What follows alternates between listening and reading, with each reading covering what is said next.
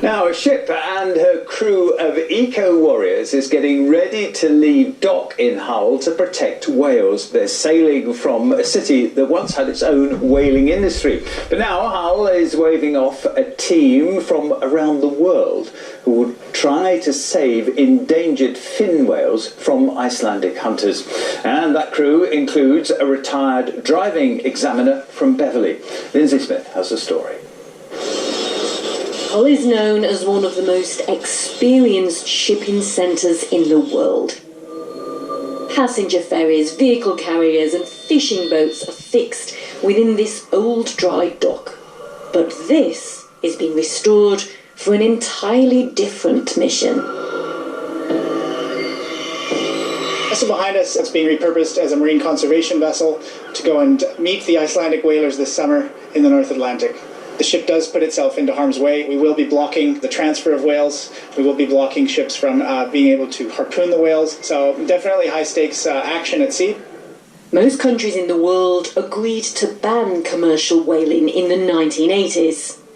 Iceland, Norway and Japan were among those who refused. Japan is now setting up vending machines to sell whale meat, if we can at least save these iconic species. In 2018, Iceland killed a blue whale.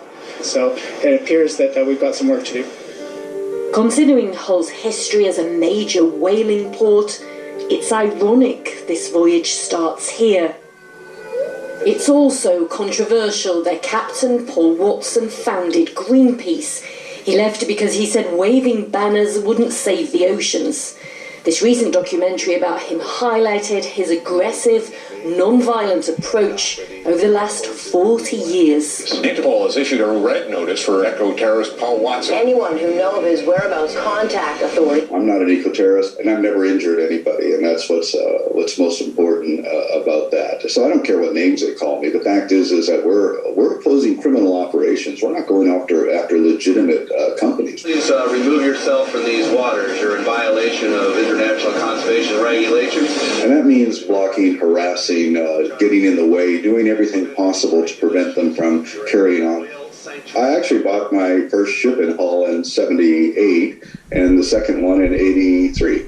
So I've spent some time there. It hasn't deterred Paul from Beverley, a retired driving examiner, like most crew members, a volunteer.